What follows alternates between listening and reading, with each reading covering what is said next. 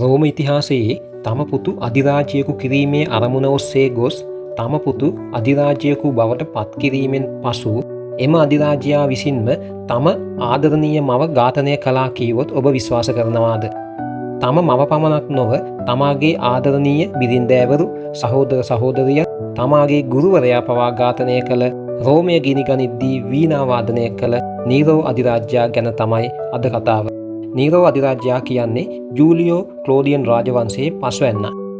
ජූලියෝ ක්ලෝඩියන් රාජවංශයේ තුන්වන අධිරාජ්‍යයා වන කැලිගුලා සහ හතරවන අධිරාජ්‍යයා වන ක්ලෝඩියන් අධිරාජ්‍යයා ගැනත් අපි මේ වීඩියෝ එකෙන් කතා කරමු. පළමුවෙන්ම ඔබ සමග දැන්ම බෙදා ගන්නා B Story Bench YouTube channel එක subscribe කරන්න කියලා ඉතා ආදරයෙන් ඔයාලගෙන් ඉල්ලා සිටිනවා.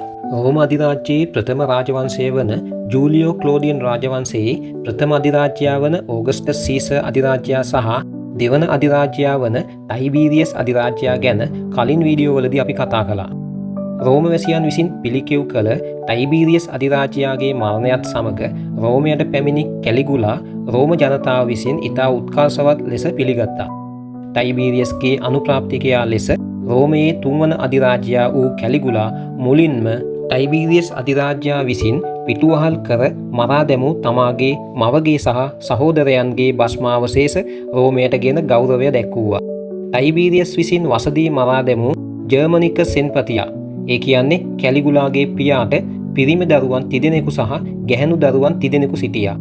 මේ වන විට කැලිගුලා අධිරාජ්‍යයාගේ උදව්වට සිටියේ තමාගේ සහෝදරියන් 3 දෙනා පමණයි.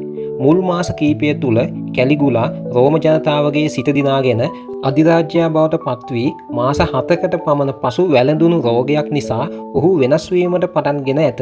ඉතිහාසඥයන් පවසන්නේ කැලිගුලාට උමතුව වැළඳුණු බවයි. කැලිගුලා උමතු රෝගියෙක් වූ පසු කැලිගුලා තමන් ජීවමාන දෙවියෙක් ලෙස ප්‍රකාශයට පත් කළා. ඔහු රෝමයේ දේවාලවල දේව ප්‍රතිමාවල හිස ඉවත් කර ඒ වෙනුවට කැලිගුලාගේ හැඩය සහිත හිසක් සම්බන්ධ කළා. ඔහු දෙවියෙක් ලෙස ඇඳුම් ඇඳගෙන මිනිසුන් ඉදිරියේ පෙනී සිටින්න පටන් ගත්තා. කැලිගුලා ඔහුගේම ප්‍රියතම අශ්වයාට රෝමයේ කොන්සාල් ධූරයට පත්කොට අශ්වයාට කිරිගරුඩින් සෑදූ අශ්වගාලක් සහ රන් ආලේපිත ආහාර බඳුන් ලබා දුන්නා ආහාර ලබා ගැනීමට. ක්‍රිස්තු වර්ෂ 40 දී කැලිගුලා වරක් විශාල හමුදාවක් සමග බ්‍රිතාන්‍යය ආක්‍රමණය කිරීමට ගිය නමුත් බ්‍රිතාන්‍යය ආසන්නයේ මුහුදු වෙරළට ළඟා වූ රෝම හමුදාවට කැලිගුලා අණ කළේ වෙරළේ ඇති මුහුදු බෙල්ලන් සහ සිප්පි කටු එකතු කරන ලෙසයි. ඉන්පසුව යුද්ධයක් නොකොට රෝමයට ගොස් රෝම වැසියන්ට පෙට්ටිවල පිර වූ සිප්පි කටු පෙන්වමින් කීවේ තමන් බ්‍රිතාන්‍යය යටත් කරගත් බව සහ මේවා බ්‍රිතාන්‍යයෙන් ගෙනා වස්තුව බවයි. කැලිගුලා නිතරම සෙනෙට් සභිකයන්ට අපහාස කරමින් ඔවුන් නොසලකා හරිමින් ක්‍රියා කළා. ටයිබීරියස් අධිරාජ්‍යයාගේ කාලයේ රෝම අධිරාජ්‍යයේ දේශ සීමා ශක්තිමත්ව තිබූ අතර භාණ්ඩාගාරයද ධනයෙන් පිරී තිබුණා. කැලිගුලා රෝම භාණ්ඩාගාරයේ ධනය කෙටි කාලයකින් අනවශ්‍ය ලෙස වියදම් කොට විනාශ කළා. ඉන්පසුව මුදල් සෙවීම සඳහා කැලිගුලා විසින් රෝමේ ප්‍රභූවරුන් මරා දමා ඔවුන්ගේ දේපල රාජසන්තක කළා. ග්ලැඩියේටර් සටන්වලදී සතුන්ට සිරකරුවන් බිලිදී සිරකරුවන් අවසන් වූ විට ප්‍රේක්ෂකාගාරයේ සිටි පිරිස් සතුන් සිටින තැනට තල්ලු කිරීමට නියෝග කළා. මෙන්න මේ වගේ උමතු පාලකයෙක් සමග තමයි එදා රෝම වැසියන්ට ජීවත් වෙන්න සිද්ධ වුණේ. කැලිගුලාගේ සහෝදරයන් 3 දෙනා වූ ඩ්‍රුසිල්ලා, ඇග්‍රිපිනා සහ ලිවිල්ලා යන සහෝදරයන් 3 දෙනාගෙන් ඩ්‍රුසිල්ලාට ඔහු විශේෂ සැලකිල්ලක් දැක්වූ අතර ඇය සහෝදරියක් ලෙස නොව බිරිඳ ලෙසද තබා ගනිමින් සදාචාරී නොවන අනියම් සබඳතා පැවැත්වුවා. කැලිගුලාගේ මෙම අදූරදර්ශී ක්‍රියාවලට එරෙහි වූ කැලිගුලාගේ අනෙක් සහෝදරයන් 2 දෙනා වූ ඇග්‍රිපිනා සහ ලිවිල්ලා කැලිගුලාට විරුද්ධව කුමන්ත්‍රණය කළ නමුත් එම කුමන්ත්‍රණය හෙළිවීම නිසා මෙම සහෝදරයන් 2 දෙනා රෝමයෙන් පිටුවහල් කළා. ක්‍රිස්තු වර්ෂ 39 දී. මෙම ඇග්‍රිපිනා තමයි පසුව රෝමයේ ප්‍රසිද්ධ අධිරාජ්‍යයෙකු වූ නීරෝ අධිරාජ්‍යයාගේ මව වෙන්නේ. ඒ ගැන අපි තව ටිකකින් කතා කරමු. කැලිගුලා 4 වතාවක් විවාහ වුණා. පළමු බිරිඳ ක්ලෝඩිල්ලා දරු ප්‍රසූතියකදී මිය ගියා. ඉන්පසුව ලිවියා ඔරෙස්විල්ලා නම් තරුණිය ඇය විවාහ වන දිනයේදී පැහැරගෙන කැලිගුලා විසින් විවාහ කරගත්තද දින කීපයකින් ඇයවද අතහැරියා. ඉන්පසුව ලෝල්ලියා පෝලිනා සමග විවාහ වුවද ඇයට දරුවන් නැතැයි කියා ඇයවද අතහැරියා. ඉන්පසුව විලෝනියා සිසෝනියා නම් කාන්තාවක් සමග විවාහ වුණා. ඒ වන විටත් දරුවන් 3 දෙනෙකු සිටින විවාහක කාන්තාවක් වූ ඇය විවාහ කරගත් පසු ඇයගෙන් කැලිගුලාට දියණියක් ඉපදුනා. කැලිගුලා තම අවසාන බිරිඳට ආදරය කළද සමහර දිනවලදී ඇයව නිරුවතින් තම මිතුරන්ට ප්‍රදර්ශනය කළ බව ඉතිහාසඥයන් සඳහන් කරනවා. පුදුම පාලකයෙක් තමයි නේද? පිටෝරියන් බලකාය කියන්නේ අධිරාජ්‍යය ආරක්ෂා කිරීම සඳහා සිටින හමුදා බලකායයි. කැලිගුලා අධිරාජ්‍යයාගේ ආරක්ෂාවට සිටින පිටෝරියන් බලකා සෙබළුන්ට සහ පිටෝරියන් බලකා ප්‍රධානියාට නිතරම ප්‍රසිද්ධියේ අපහාස කළා, විහිළු කළා, පහත් ලෙස සැලකුවා. එම නිසා කැලිගුලා සමග වෛර බැඳගත් පිටෝරියන් බලකා ප්‍රධානියා වූ චෙරියා ඇතුළු හමුදා සෙබළු විසින් දිනක් කැලිගුලාට පිහිපහරවල් එල්ල කර කැලිගුලා ඝාතනය කළා. කැලිගුලා අධිරාජ්‍යයාගේ ලේ උරුමය සම්පූර්ණයෙන් වනසා දැමීම සඳහා කැලිගුලාගේ බිරිඳත් කුඩා දියණියත් ඝාතනය කළ දැම්මා. මෙලෙස කැලිගුලාගේ දරුණු සහ උමතු පාලනය ඉවසාගත නොහැකි වූ ඔහුගේම ආරක්ෂකයන් අතින් කැලිගුලාට වසර 4ක පමණ කෙටි රාජ්‍ය පාලන කාලය නිමා කරමින් ක්‍රිස්තු වර්ෂ 41 දී ඝාතනය වීමට සිදු වුණා. ඉන්පසුව කැලිගුලාගේ මාලිගය සෝදිසි කරමින් කැලිගුලාගේ සියලුම ලේ ඥාතීන් මරා දැමීම සඳහා පිටෝරියන් බලකා ප්‍රධානියා වූ චෙරියා උත්සාහ කළා. මේ වෙලාවේ කැලිගුලාගේ මාමා වූ ක්ලෝඩියස් මාලිගයේ තිරයක් පිටුපසට වී මරණ බයෙන් සැඟවී වෙවුලමින් සිටිනු දුටු පිටෝරියන් බලකාය රෝමයේ අරාජික වීම වැළැක්වීම සඳහා ක්ලෝඩියස් අධිරාජ්‍යයා බවට නම් කළා. අපි කලින් ඕගස්ටස් සීසර් අධිරාජ්‍යයාගේ වීඩියෝ එකේදී කතා කළා ඕගස්ටස් සීසර් ලිවියා නම් ගර්භණී කාන්තාවක් සමග විවාහ වූ බවත් ඒ වන විටත් ඇයට ටයිබීරියස් නම් පුතෙක් සිටී බවත්. මෙම ඉපදීමට සිටි දරුවා ඒ කියන්නේ ටයිබීරියස්ගේ මල්ලි පසුව තරුණ වී විවාහ වීමෙන් පසුව ඔහුට ළමයි තිදෙනෙක් ඉපදුනා. එම තිදෙනා තමයි ජර්මනිකස්, ක්ලෝඩියස් සහ ලිවිල්ලා කියන දියණියන්. මෙන්න මේ ජර්මනිකස්ට ළමයි 6 දෙනෙක් සිටි බව අපි කලින් කිව්වා. මෙන්න මේ ජර්මනිකස්ගේ බාල පුතා තමයි රෝමයේ 3 වන අධිරාජ්‍යයා වූ කැලිගුලා. රෝමයේ 4 වන අධිරාජ්‍යයා තමයි ජර්මනිකස්ගේ සහෝදරයා. එහෙම නැත්නම් කැලිගුලාගේ මාමා වූ මෙන්න මේ ක්ලෝඩියස්. මෙන්න මේ ක්ලෝඩියස් උපතින්ම කකුලේ ආබාධයක් නිසා කොරගසන කතාවද අපහසු වූ ගොතයක් සහිත පවුලේ සිටි වැදගත්කමක් නැති පුද්ගලයෙකු ලෙස කොන්කර සිටි පුද්ගලයෙක්.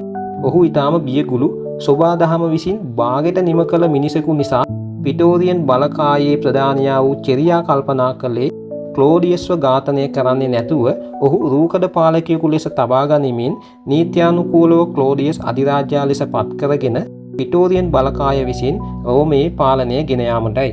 නමුත් පවුලේ සමාජිකයන්ගෙන් කොන්වීම නිසා හුදකලාව ජීවත් වූ ක්ලෝඩියස් ඉතා ගැඹුරින් කියවීමට සහ ලිවීමට පුරුදු වී සිටියා. ඉතිහාසය ගැන ගැඹුරු දැනුමක් තිබූ ක්ලෝඩියස් පොත්පත්වලින් ලැබුණු ආభాසය ඔහු රෝමය පාලනය කිරීමට යොදාගත්තා. මුලින්ම පිටෝරියන් බලකා ප්‍රධානියා වූ චෙරියාට මරණ දඬුවම නියම කළා. ඉන්පසුව කැලිගුලාට අසාර්ථක මෙහෙයුමක් වූ බ්‍රිතාන්‍යය යටත් කර ගැනීම සඳහා රෝම හමුදාව මෙහෙයවා බ්‍රිතාන්‍යය යටත් කරගත්තා ක්‍රිස්තු වර්ෂ 43 දී. මෙය ඕගස්ටස් සීසර් අධිරාජ්‍යයාගෙන් පසුව රෝමයට ඈදාගත් විශාලතම භූමි ප්‍රදේශයයි. බ්‍රිතාන්‍යය යටත් කර ගැනීමේ මෙම ජයග්‍රහණය සිහිවීම සඳහා ක්ලෝඩියස් තම පුත්‍රයාට බ්‍රිටනිකස් යන නම තබා තිබෙනවා. ඉතා කාර්යක්ෂම රාජ්‍යපාලකයෙකු වූ ක්ලෝඩියස් රෝමයේ ජල සම්පාදනය සහ වරායන් ඉදිකිරීම මගින් රෝමයේ ජනතාව වෙනුවෙන් විශාල වැඩ කොටසක් සිද්ධ කර තියෙනවා. දක්ෂ ඉතිහාසඥයෙකු වූ ක්ලෝඩියස් රෝමය සහ එට්ටුස්කානු ඉතිහාසය ගැන පොත් කිහිපයක් ලියා ඇති බවත් සඳහන්. ක්ලෝඩියස් යනු තමන්ට තිබූ අඩුපාඩු පසෙකලා ඉතා සාර්ථක ලෙස රෝමය පාලනය කළ බුද්ධිමත් පාලකයෙක්. ක්ලෝඩියස් අධිරාජ්‍යයා රාජ්‍ය පාලනයේ දක්ෂ වුවත් ඔහුගේද පෞද්ගලික ජීවිතය සහ විවාහ සම්බන්ධතා අවාසනාවන්ත සහ අවුල් සහගත විය. ක්ලෝඩියස් 4 වතාවක් විවාහ වූ අතර මුල් විවාහ දෙකම අසාර්ථක වී ඔවුන්ගෙන් දික්කසාද වුණා. ඔහුගේ දෙවන බිරිඳගෙන් ඔහුට ඇන්ටෝනියා නම් දියණියක් සිටියා. වැලේරියා මෙසලිනා නම් කාන්තාව සමග ක්ලෝඩියස් අධිරාජ්‍යයා 3 වන වරට විවාහ වූ අතර ඇයගෙන් ඔහුට බ්‍රිටනිකස් නම් පුත්‍රයා සහ ඔක්ටේවියා නම් දියණිය ලෙස දරුවන් දෙදෙනෙක් සිටියා. මෙම 3 වන බිරිඳ වූ මෙසලිනා ඉතා අශීලාචාර සහ බලලෝභී තැනැත්තියක් වූ අතර ඇය අනියම් පුරුෂයෙකු සමග එක්ව ක්ලෝඩියස් ඝාතනයට කුමන්ත්‍රණය කළ අතර එය හෙල්වීම නිසා ක්ලෝඩියස් අධිරාජ්‍යයා ඇය ඝාතනය කිරීමට අණ කළා. ක්ලෝඩියස්ගේ හතරවන සහ අවසාන බිරිඳ වන්නේ ඇග්‍රිපිනාය. ක්ලෝඩියස්ගේ මරණයට හේතු වන්නේත් මෙන්න මේ ඇග්‍රිපිනා තමයි. ඇග්‍රිපිනා සහ ක්ලෝඩියස් දෙදෙනාට දරුවන් සිටියේ නැහැ. ජර්මනිකස්ගේ දියණිය වූ ඒ වගේම කැලිගුලා අධිරාජ්‍යයාගේ සහෝදරිය වූ ඇග්‍රිපිනා කැලිගුලාට විරුද්ධව කුමන්ත්‍රණය කිරීම නිසා ක්‍රිස්තු වර්ෂ 39 දී ඇය රෝමයෙන් පිටුවහල් කළ බව අපි මීට කලින් පැවසුවා ඔබට මතක ඇති. කැලිගුලාගේ මරණයෙන් පසු ක්ලෝඩියස් අධිරාජ්‍යයා ඇයට සමාව දී නැවත රෝමයට පැමිණීමට අවස්ථාව ලබා දුන්නා. ඒ ක්‍රිස්තු වර්ෂ 41 දී. ටයිබීරියස් අධිරාජ්‍යයා කැලිගුලාගේ මවත් පියත් සහෝදරයන් දෙදෙනාත් ඝාතනය කළද රෝමයේ අධිරාජ්‍යත්වයට කාන්තාවන්ට පත්විය නොහැකි නිසා කැලිගුලාගේ සහෝදරයන්ට කරදර කළේ නෑ. එම නිසා මෙම ඇග්‍රිපිනා ක්‍රිස්තු වර්ෂ 28 දී පමණ ගනේයස් ඩොමිටියස් අහේනුබාබස් සමග විවාහ වී සිටියා. ඔවුන් දෙදෙනාට තමයි නීරෝ එහෙම නැත්නම් නීරෝ අධිරාජ්‍යයා උපදින්නේ. ඔහුගේ මුල්ම නම තමයි ලුසියස් ඩොමිටියස් අහේනුබාබස්. නමුත් ඇග්‍රිපිනා කැලිගුලා විසින් පිටුවහල් කර තිබූ කාලයේදී නීරෝගේ පියා මිය ගියා. ක්‍රිස්තු වර්ෂ 40 දී පමණ. ක්ලෝඩියස් විසින් නැවත රෝමයට පැමිණීමට අවසර දීමෙන් පසු රෝමයට පැමිණි ඇග්‍රිපිනා ධනවත් බලවත් සෙනෙත් සභිකයෙකු වූ ක්‍රිස්පස් සමග නැවත විවාහ වුණා. මේ වෙලාවේ ඇග්‍රිපිනාට අවශ්‍ය වුණේ මෙම දෙවන සැමියාගෙන් තමාගේ නීරෝ නම් පුතු අධිරාජ්‍යයෙකු කිරීම සඳහා අවශ්‍ය ධනය සහ දේපල සම්පාදනය කිරීමටයි. ඉතිහාසඥයන් පවසන්නේ මෙම නීරෝගේ මව වූ ඇග්‍රිපිනා විසින් තමාගේ දෙවන සැමියා වූ ක්‍රිස්පස්ට වසදී මරා දමන්නට ඇති බවයි ක්‍රිස්තු වර්ෂ 47 දී පමණ. නීරෝ අධිරාජ්‍යයාගේ මව වූ මෙම ඇග්‍රිපිනා රෝම ඉතිහාසයේ ඉතාමත් බලගතු මෙන්ම මතභේදාත්මක කාන්තාවකි. ඇය රාජකීය පරම්පරාවකින් පැවතෙනවාට අමතරව ඇය තව තවත් බල සම්පන්න වන්නේ ඇයගේ තුන්වන විවාහය ලෙස ක්ලෝඩියස් අධිරාජ්‍යයා සමග විවාහ වීමයි. ක්ලෝඩියස් කියන්නේ තම පියා වූ ජර්මනිකස්ගේ බාල සහෝදරයයි. එනම් ඇග්‍රිපිනාගේ මාමා. ඇය තම මාමා සමග විවාහ වන්නේද තම දේශපාලන අරමුණු ඉටු කර ගැනීමටයි. එනම් බලලෝභී කාන්තාවක් වූ ඇග්‍රිපිනාට අවශ්‍ය වූයේ තම පුතු රෝමේ අධිරාජ්‍යයා බවට පත්කර නීරෝ සමග එක්ව රෝම අධිරාජ්‍යය පාලනය කිරීමටයි. ක්ලෝඩියස් අධිරාජ්‍යයා සමග විවාහ වීමෙන් පසු ඇග්‍රිපිනාගේ පළමු විවාහයේ පුතා වූ නීරෝ සහ ක්ලෝඩියස්ගේ දෙවන විවාහයේ දියණිය වූ ඇන්ටෝනියෝද ක්ලෝඩියස්ගේ තුන්වන විවාහයේ දරුවන් දෙදෙනා වූ බ්‍රිටනිකස් සහ ඔක්ටේවියා යන දරුවන් 4 දෙනාම එකම රජමාලිගාවේ හැඩී වැදුනා. ක්‍රමක්‍රමයෙන් නීරෝ ගැන ගුණ වර්ණනා කරමින් ක්ලෝඩියස් අධිරාජ්‍යයාගේ සිත වෙනස් කළ ඇග්‍රිපිනා ක්ලෝඩියස්ගේ පුතා වූ බ්‍රිටනිකස්ට වඩා නීරෝ දක්ෂ බව ඒත්තු ගැන්වුවා. ඉන්පසුව ක්ලෝඩියස් විසින් නීරෝ යනු ක්ලෝඩියස් අධිරාජ්‍යයාගේ හදා වඩාගත් පුත්‍රයෙකු ලෙස නම් කළා.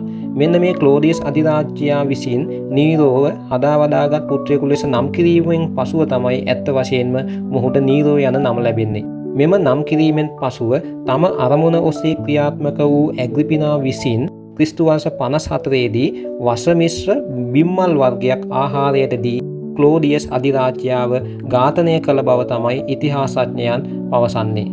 නොසිතූ ලෙස අධිරාජ්‍යයෙකු බවට පත්වී තමන්ට තිබූ කායික අඩුපාඩු පසෙකලා සාර්ථක ලෙස රෝමය පාලනය කළ රෝමයේ 4 වන අධිරාජ්‍යයා වූ ක්ලෝඩියස් අධිරාජ්‍යයා තමන්ගේ බිරින්දෑවරු අධික ලෙස විශ්වාස කිරීම නිසා මෙලෙස අවාසනාවන්ත ලෙස ජීවිතයෙන් සමුගත්තා. ඔහු ක්‍රිස්තු වර්ෂ 41 සිට ක්‍රිස්තු වර්ෂ 54 දක්වා රෝමයේ පාලනය ගෙන ගියා. ක්ලෝඩියස් අධිරාජ්‍යයාගේ මරණය වන විට නීරෝට වයස අවුරුදු 16යි. ක්ලෝඩියස්ගේ පුතා වූ බ්‍රිටනිකස්ගේ වයස අවුරුදු 13යි. එම නිසා ක්ලෝඩියස් හදා වදාගත් පුත්‍රයා ලෙස ඇග්‍රිපිනාගේ බලපෑම මත නීරෝ ක්‍රිස්තු වර්ෂ 54 දී රෝමයේ 5 වන සහ ජූලියෝ ක්ලෝඩියන් රාජවංශයේ අවසානයා ලෙස රෝමයේ පාලකයා බවට පත්වෙනවා. ඇග්‍රිපිනා යනු තමාගේ සහෝදරයා වූ කැලිගුලා අධිරාජ්‍යයාගෙන් බලය ලබා ගැනීමට කුමන්ත්‍රණය කර එය හෙළිවීමෙන් පසු රෝමයෙන් පිටුවහල් වී පසුව නැවත රෝමයට පැමිණ ක්‍රිස්පස් නම් ධනවතෙකු සමග විවාහ වී අධික ධනයක් සහ දේපලකට උරුමකම් කීමට තම දෙවන ස්වාමියා වූ ක්‍රිස්පස්ව වසදී මරා දමා පසුව බලය වෙනුවෙන් තමාගේම මාමා වූ ක්ලෝඩියස් අධිරාජ්‍යයා සමග විවාහ වී ඔහුවද වසදී මරා දමා තමාගේ පුත්‍රයා වූ නීරෝ අධිරාජ්‍යයා කිරීමේ තම අරමුණ ඔස්සේ ක්‍රියා කළ ආන්දෝලනාත්මක කාන්තාවක්. නීරෝ කියන්නේ රෝමයේ ලාබාලතම අධිරාජ්‍යයයි. ක්‍රිස්තුවර්ෂ 54දී නීරෝ අධිරාජ්‍යයා බවට පත්වන විට ඔහුගේ වයස අවුරුදු 16යි. කුඩා වයසේදී ඔහු අධිරාජ්‍යයක වූ නිසා නිලනොලත් පාලකයා ලෙස නීරෝගේ මව ඇග්‍රිපිනා කටයුතු කළා. සියලුම රාජ්‍ය තාන්ත්‍රික කටයුතු වලට කාන්තාවක් වුවද ඇය සහභාගී වුණා. එම නිසා ඇග්‍රිපිනා කොතරම් බලවත් වූයේ දෙයත් එකල රෝම කාසිවල නීරෝගේ සහ ඇයගේ මව වූ ඇග්‍රිපිනාගේ රුව මුද්‍රණය කළා. නමුත් ක්‍රමක්‍රමයෙන් නීරෝ දේශපාලනයේ මුහුකුරා යන විට මෙලෙස අධික ලෙස තම මව රාජ්‍ය පාලනයට අත ගැසීම ගැන නීරෝ අධිරාජ්‍යයාට හිසරදයක් වුණා. ඇග්‍රිපිනා තම පුතු වූ නීරෝගේ බලය තව තවත් තහවුරු කර ගැනීම සඳහා දේශපාලන විවාහයක් ලෙස නීරෝට ක්ලෝඩියස් අධිරාජ්‍යයාගේ තුන්වන විවාහයේ දියණිය වන ඔක්ටේවියාව නීරෝට විවාහ කර දුන්නා. නමුත් නීරෝ ඔක්ටේවියාට එතරම් කැමැත්තක් දැක්වූයේ නැහැ. රෝමයේ විවාහ ක්‍රම ටිකක් සංකීර්ණයි. ඔවුන් තම බලය පවත්වාගෙන යාම සඳහා තම පවුල් අතරම විවාහ සිදු කරගත්තා. මෙවැනි විවාහ අවසානයේ ඔවුන්ගේ විනාශයට හේතු වන අවස්ථා පවා තිබුණා. ඉන්පසුව ක්ලෝඩියස් අධිරාජ්‍යයාගේ නීත්‍යානුකූල පුත්‍රයා වූ සහ රෝමයේ පාලකයා වීමට සිටි බ්‍රිටනිකස් ඉදිරියේදී රාජ්‍ය පැහැර ගැනීමට ඉඩ ඇති බව සිතූ නීරෝ බ්‍රිටනිකස්ට වසදී මරා දැම්මා. මෙලෙස නීරෝ තමාගේ සිහසුනට ඇති උරුමය ක්‍රමක්‍රමයෙන් තහවුරු කරගත්තා. ඔක්ටේවියා සමග විවාහ වුවද ඇයට ප්‍රිය නොකළ නීරෝ අධිරාජ්‍යයා ඇයට අසත්‍ය අනාචාර චෝදනා එල්ල කළ රෝමයෙන් පිටුවහල් කර පසුව ඔක්ටේවියාව ඝාතනය කළා. එලෙස තම බිරිඳ ඝාතනය කළේ නීරෝගේ සිතගිය පොප්පියා සබීනා නම් කාන්තාව විවාහ කර ගැනීමටයි. නීරෝගේ ප්‍රියතම බිරිඳ වූයේත් ඇයයි. නමුත් සිහසුනට ඇති උරුමය වූ ඔක්ටේවියා පිටුවහල් කිරීමට අකමැති වූ නීරෝගේ මව වන ඇග්‍රිපිනා නීරෝගේ අලුත් බිරිඳට අකමැති වුණා. මෙම සිද්ධිය සහ රාජ්‍ය පාලනයට අධික ලෙස අතගැසීම නිසා නීරෝට තම මව එපා වුණා. නීරෝ සහ ඇග්‍රිපිනා අතර මතභේද හටගත්තා. ක්‍රමක්‍රමයෙන් ගැටුම වර්ධනය වී කෙතරම් මෙම මතභේද දුරදිග ගියේද කියනවා නම් මෙතරම් කැපවීමක් කර තමාව අධිරාජ්‍යයා දක්වා මෙහෙ වූ තම මව වූ ඇග්‍රිපිනා ඝාතනය කිරීමට නීරෝ සිතාගත්තා. කෙතරම් කුරිරු පාලකයෙක්ද නීරෝ කියන්නේ.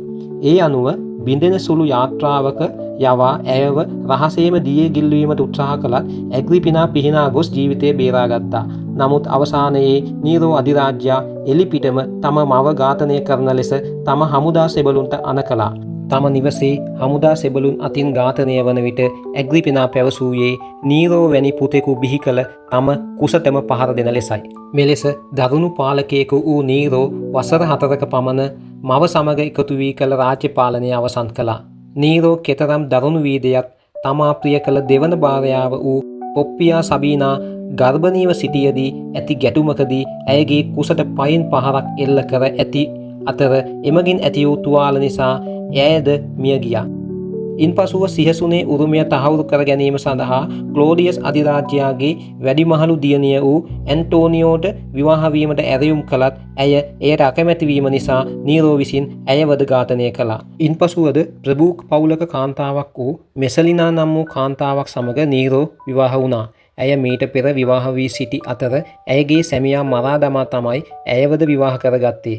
ඇය නීරෝගේ අවසානය දක්වාම නීරෝ සමග ජීවත් වුණා. මීට අමතරව නීරෝ වහල් තරුණියකට ප්‍රිය කළ අතර ඇයට විවාහ කර ගැනීමට උත්සාහ ගත්තත් එය අසාර්ථක වුණා. අවසානයේ නීරෝ මියගිය අවස්ථාවේ නීරෝ අසල සිටියෙත් මෙම වහල් තරුණිය පමණයි. නීරෝ කුඩා කාලයේ සිට සංගීතයට, ගායනයට සහ රංගනයට දැඩි ඇල්මක් දැක්වූ පුද්ගලයෙකු අතර වීණා වාදනයට විශේෂ ඇල්මක් දැක්වුවා. එම නිසා නීරෝ රාජ්‍ය පාලනයට වඩා කලා කටයුතු වලට මුල් තැන දුන්නා. නමුත් රෝම සමාජයේ රංගන ශිල්පීන් සහ සංගීතඥයන් සැලකූයේ පහත් වෘත්තියක් ලෙසයි. නීරෝ විසින් එම සම්ප්‍රදාය බිඳ දමමින් ප්‍රසිද්ධියේ රංගනයේ යෙදුණා. ගීත ගායනා කළා. ඔහු වාදනය ගායනය කරන විට කෙතරම් අපහසුතාවයකින් වුණත් ප්‍රේක්ෂකාගාරවල ප්‍රේක්ෂකයින්ට ප්‍රේක්ෂකාගාරවලින් පිටවීම තහනම් කළා. මෙලෙස කලාකරුවෙකු ලෙස ක්‍රියා කිරීම සෙනෙත් සභාව පිළිකෙව් කළා. එක්වරක් ග්‍රීසියේ ජනතාව නීරෝගේ ගායනය ප්‍රශංසා කිරීම නිසා නීරෝ විසින් ග්‍රීසියට බදු සහනද ලබා දුන්නා. එලෙස කලාවට විශේෂ ඇල්මක් දැක්වූ පුද්ගලයෙක් තමයි නීරෝ කියන්නේ. නීරෝගේ පාලන කාලය තුළ කුරිරු ඝාතනයන් රැසක් සිදු කළා. ඒ අනුව තම මව ඇග්‍රිපිනා, සහෝදරයා වූ බ්‍රිටනික, සහෝදරියන් වූ ඇන්ටෝනියෝද, බිරින්දෑවරු දෙදෙනා වූ ඔක්ටේවියා සහ පොප්පියා සබීනා ඒ අතර වුණා. නීරෝගේ ළමා කාලයේ ගුරුවරයා වූ සෙනේකාද නීරෝ අතින් ඝාතනය වීමට සිදු වුණා. පයිසෝනියානු කුමන්ත්‍රණය ලෙස හැඳින් වූ නීරෝ ඝාතනය කිරීමට සිදු කළ කුමන්ත්‍රණයට සහාය වූවා යයි ව්‍යාජ සැකයක් මත නීරෝගේ ගුරුවරයා වූ සෙනකාටද මිය යාමට සිදු වුණා. නීරෝ විසින් ඉතා අමානුෂික ලෙස ක්‍රිස්තු වර්ෂ 64 දී පමණ එකල ඉතා සුළු ජන කොටසක් ලෙස සිටි ක්‍රිස්තියානුවරුන් ඝාතනය කළා. එයට හේතු වූයේ රෝමේ මහා ගින්නයි. ක්‍රිස්තු වර්ෂ 64 දී පමණ නීරෝට අවශ්‍ය වුණා අලුත් විශාල මාලිගයක් නිර්මාණය කිරීමට. ඉතිහාසඥයන් පවසන්නේ ඒ සඳහා රෝම නගරය තුළින්ම ඉඩම් ලබා ගැනීමේ අරමුණින් නීරෝ විසින් රෝමයට ගිනි තබා ඇති බවයි. ගිනිගෙන දැවෙන රෝම නගරය දෙස බලා සිටි නීරෝ වීණාව වාදනය කර ඇත. රෝමය ගිනි ගනිද්දී නීරෝ වීණා වාදනය කළ ප්‍රසිද්ධ පුවත මේ හා සම්බන්ධ පුවතක්. නොසිතූ ලෙස මෙම ගින්න පැතිරී ගොස් රෝම නගරයේ විශාල කොටසක් විනාශ වුණා. රෝම වැසියන් නීරෝට චෝදනා කළා. එම චෝදනාවලින් ගැලවීම පිණිස නීරෝ විසින් රෝමය ගිනි ගැනීමේ වරද ක්‍රිස්තියානුන් කළ බව පවසා ඔවුන්ට දඩුවම් දෙන්න පටන් ගත්තා. එම දඩුවම් කෙතරම් දරුණු වීදයක් රාත්‍රී කාලයේ එලිමහන් උත්සවවල ආලෝකය ලබා ගැනීම සඳහා කිතුණුවන් කනුවල බැඳ දමා ඔවුන්ට ගිනි තබා ජීවමාන පන්දම් එලි ලෙස ආලෝකය ලබා ගත්තා. තවත් කිතුණුවන් බල්ලන්ට සහ සිංහයන්ට කෑමට දැම්මා. සමහරු කිතුණුවන් කුරුසපත් කළා. ක්‍රිස්තියානි දහම ලෝපුරා ප්‍රචාරය කිරීමට මූලික වූ සුද්ධ වූ පේදුරුතුමා සහ සුද්ධ වූ පාවුලුතුමා නීරෝගේ උපදෙස් මත තමයි ඝාතනය වුණේ. ඉන්පසුව ගිනි ගැනීමෙන් පසුව ලබාගත් ඉඩම්වල නීරෝ විසින් අතිවිශාල සුකෝපභෝගී මාලිගයක් ඉදි කළ අතර එය රන් මාලිගාව ලෙස හඳුන්වා ඇත. ඒ සඳහා රත්රන් මැණික් වර්ග භාවිතා කරලා තියෙනවා. නීරෝ විසින් සෙනෙත් සභාව නොසලකා ඔවුන්ගේ උපදෙස් පිළි නොගනිමින් ඒකාධිපතියෙකු ලෙස කටයුතු කළා. නීරෝ ප්‍රසිද්ධියේ රංගනය, ගායනයේ යෙදීම අධිරාජ්‍යයෙකුට නොගැලපෙන චර්යා ලෙස සෙනෙත් සමාජිකයන් සැලකුවා. සෙනෙත් සභිකයන් කලාකරුවන් සැලකුවේ පහත් වෘත්තියක් ලෙසයි. නීරෝගේ අධි සුකෝපභෝගී ජීවිතය රන්මාලිගයේ ඉදි කිරීම, රෝම ගින්නෙන් පසු නගරය ප්‍රතිසංස්කරණය කිරීම නිසා රෝමයේ අධික මූල්‍ය අර්බුදයක් පැන නැංගා. එම නිසා මුදල් සොයා ගැනීමට ධනවත් සෙනෙත් සභිකයන්ගේ දේපල රාජසන්තක කළා. මීට අමතරව තමාට එරෙහිව කුමන්ත්‍රණය කරන බවට සැක කරමින් නීරෝ විසින් බොහෝ සෙනෙත් සභිකයන් ඝාතනය කළා. මේ ආකාරයේ සිද්ධි නිසා සෙනෙත් සභිකයන්ගේ සහාය නීරෝට අහිමි වුණා. ඔවුන් නීරෝට විරුද්ධව කුමන්ත්‍රණය කළා. සෙනෙත් සභිකයන්ට අමතරව සමහර හමුදා සෙන්පතියන්ද නීරෝගේ පාලනයට එරෙහිව කැරලි ගසන්න පටන් ගත්තා. මෙම අවස්ථාව ප්‍රයෝජනයට ගත් සෙනෙත් සභාව නීරෝ මහජන සතුරෙකු ලෙස නම් කළා. සෙනෙත් සභාව නීරෝව අත්අඩංගුවට ගන්නා ලෙස ඒකමතිකව නියෝග කළා. නීරෝට කිසිදු ආරක්ෂකයෙකු සහ සහායකයෙකු ඉතිරි වුණේ නැහැ. නීරෝ රන්මාලිගයෙන් පැන ගියා. සැඟවීමට උත්සාහ කළා. නමුත් තමා අත්අඩංගුවට ගැනීමට එන බව දැනගත් නීරෝ ක්‍රිස්තු වර්ෂ 68 දී සියදිවි නසාගත්තා. කුරිරු පාලකයෙකුගේ අවසානය එලෙස සිදු වුණා.